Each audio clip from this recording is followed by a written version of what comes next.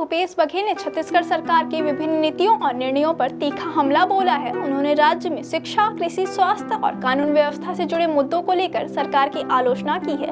भूपेश बघेल ने आरोप लगाया कि राज्य में 13,000 स्कूल बंद कर दिए गए हैं, जिससे शिक्षक और विद्यार्थी दोनों प्रभावित हो रहे हैं। उन्होंने कहा कि युक्तिकरण के नाम पर शिक्षा व्यवस्था को कमजोर किया जा रहा है। हालांकि मुख्यमंत्री साय ने इस पर प्रतिक्रिया देते हुए कहा कि युक्तिकरण से शिक्षा की गुणवत्ता में सुधार होगा। उन्होंने यह भी आरोप लगाया कि यह स्थिति पूर्ववर्ती सरकार की नीतियों का परिणाम है। बघेल ने किसानों को समय पर डीएपी खाद और बीज न मिलने की शिकायत की। उन्होंने कहा कि धान उठाव में देरी से समितियों में धान की कमी आई है, जिसकी भरपाई सरकार को करनी चाहिए, न कि समितियों से पैसे से।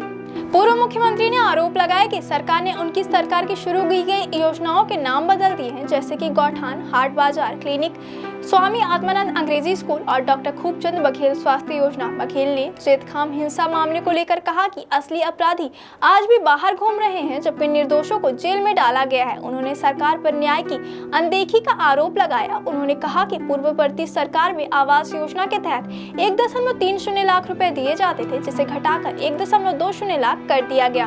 बघेल ने कहा कि उनकी सरकार ने तुरतुरिया में राम वनगमन पथ बनाया था, लेकिन वर्तमान सरकार ने अब तक उसका उद्घाटन नहीं किया है। उन्होंने आरोप लगाया कि सरकार शराब दुकानों की संख्या बढ़ा रही है और ऑनलाइन डिलीवरी की अनुमति दे रही है, जिससे सामाजिक समस्याएं और ज्यादा बढ़ रही हैं।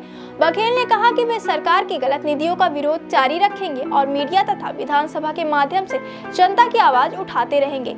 इस कार्यक्रम में पूर्व मंत्री ताम्रध्वज साहू, मोहम्मद अकबर, विधायक संदीप साहू, इंद्र साहू, कुंवर लाल निषाद, जनकराम ध्रुव, जनकराम वर्मा, सुमित्र घृत लहरे, चंद्रदेव राय, विद्याभूषण शुक्ला, गिरीश देवांगन, सुरेंद्र शर्मा, हितेंद्र ठाकुर, गोपी साहू, नंदेश्वर साहू, सुनील साहू, रोहित साहू, लोकेश कनौजे, रवि बंजारे, शैलेंद्र बंजारे, दिव्यम त्रिपाठी, मनीष चंद्राकर, पिंटू वर्मा, लेखू वर्मा, नारायण धीवर सहित कांग्रेस के वरिष्ठ नेता और कार्यकर्ता मौजूद रहे। यह बयान बलौदाबाजार जिले के रसौटा गांव में एक कार्यक्रम के बाद पलारी सर्किट हाउस में पत्रकारों से बातचीत के दौरान दिया गया। पूर्व मुख्यमंत्री भूपेश बघेल द्वारा उठाए गए मुद्दे राज्य सरकार की वर्तमान नीतियों पर गंभीर प्रश्न चिन्ह लगाते हैं। शिक्षा, कृषि, स्वास्थ्य और सामाजिक योजनाओं से जुड़ी उनकी आलोचनाएं यह दर्शाती है कि विपक्ष राज्य के विकास के दावों पर असहमति जताता है। योजनाओं के नाम बदलने से लेकर प्रशासनिक निर्णयों तक उनकी टिप्पणी सरकार की कार्यप्रणालियों को चुनौती देती है। इसके अतिरिक्त शराब नीति और धान खरीदी जैसे मुद्दों पर उन्होंने जिस प्रकार चिंता व्यक्त की है, वह आने वाले समय में सरकार के लिए राजनीतिक दबाव का कारण बन सकती है।